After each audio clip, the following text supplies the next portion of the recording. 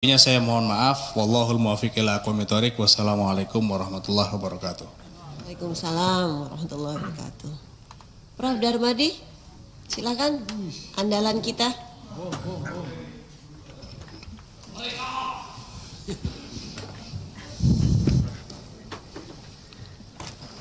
Assalamualaikum warahmatullahi wabarakatuh. Shalom. Yang terhormat Profesor Anggia, Profesor Eko, Profesor Adi, Profesor Nurdin Halid, dan Profesor Andre, dan teman-teman dari Pertamina dan jajarannya. Perkenalkan Pak, nama saya Darmadi Durianto, Dapil DKI Jakarta, Jakarta Barat, Jakarta Utara, Kepulauan Seribu. Yang pertama Pak, saya apresiasi saat Bapak minta maaf. Saya nonton habis Pak, pidato Bapak. Kemudian Bapak di situ ngomong soal pembenahan. Saya juga senang Pak. Gitu.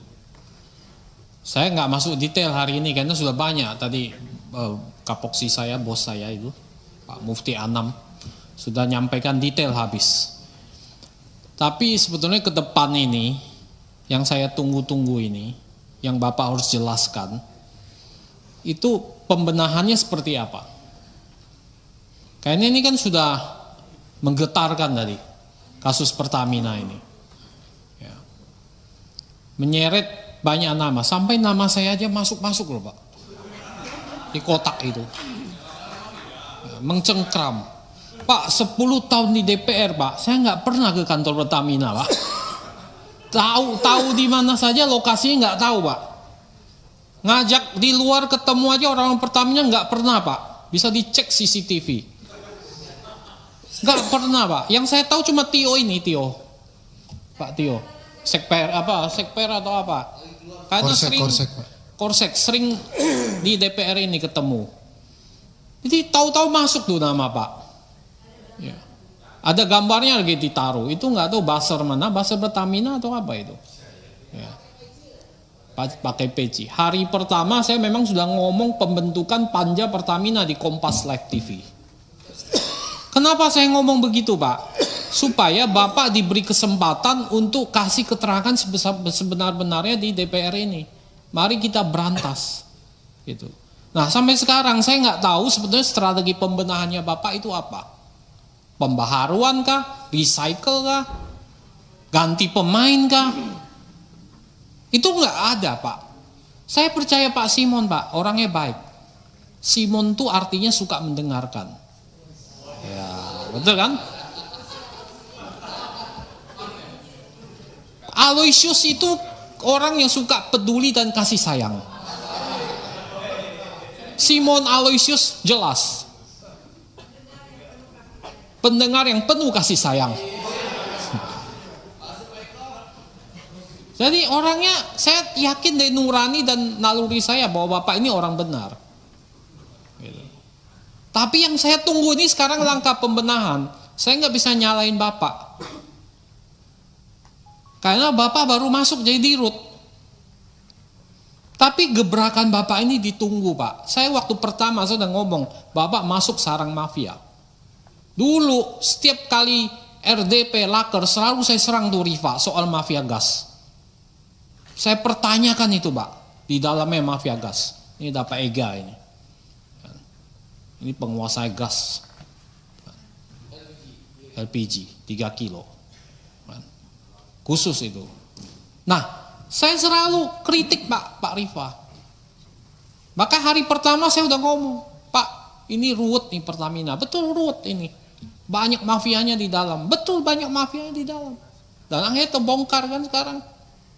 Pak. Nah ini tugas Bapak. Jadi tunggu strategi pembenahannya Bapak. Apa strateginya? Ini yang belum Bapak paparkan ke kami. Nanti Bapak paparkan. Seperti apa sih? Apa Bapak hanya ganti pemain? Bersih-bersih, beres-beres. Ini yang kita tunggu. Itu yang pertama Pak. Yang kedua,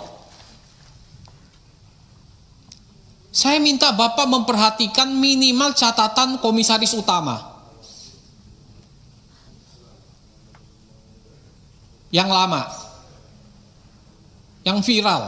Yang puluhan juta orang nonton. Temannya Pak Andre. Itu temannya Pak Andre, Pak. Komut lama itu. Ya. Ya. Jadi banyak catatan situ yang saya yakin banyak kebenarannya di sana. Pertama, beliau menyebut tentang e-katalog. Apakah betul internal direksi Pertamina ini nggak mau menerapkan e-katalog RKPP ini? Yang tadi disindir Pak Mufti. Ini catatan pertama. Catatan kedua, apakah betul banyak orang Petral masih di dalam? Bapak mau beresin apa enggak? Orang-orang Petral ini yang mafia dulu ini mau diberesin enggak? Begitu. Atau setengah hati Bapak nggak bisa beresin? Buktinya kemarin Petra bubar, orangnya jadi dirut tuh. Pertamina Patraniaga. Nah ini masih ada nggak orang-orangnya? Saya dapat info dari orang dalam bahwa ada masih orang-orang Petral dulu di situ. Masih mau nggak Bapak beresin itu?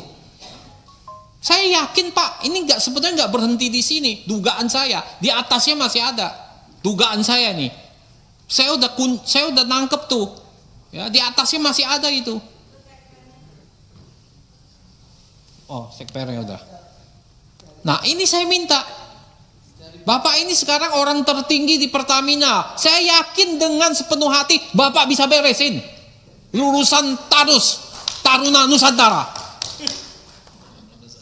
Tegas, tapi peduli dan kasih sayang.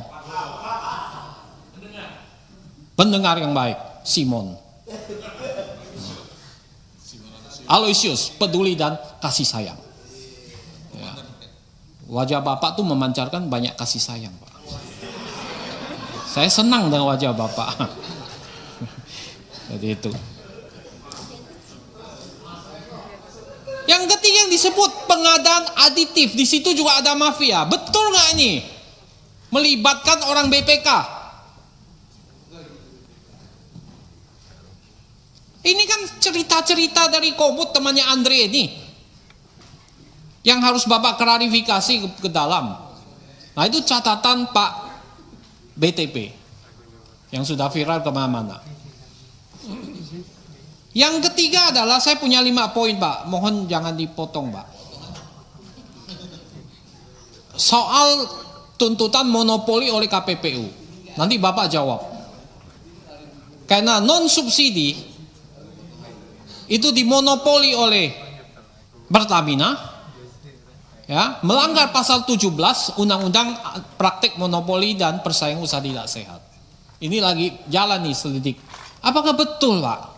Bapak jual dengan margin super normal profit, excessive profit 10 kali lipat. Non subsidi. Nanti Bapak jelaskan, itu menjadi isu. Yang keempat Pak, ada aspirasi dari konstituen yang melakukan pelaku industri. Yang merupakan pelaku industri Pak. Ini udah sering juga saya lakukan, ya, bahwa kemarin harga gas industri itu kan naik Pak, dari 6,5 menjadi 7 US dollar. Ya.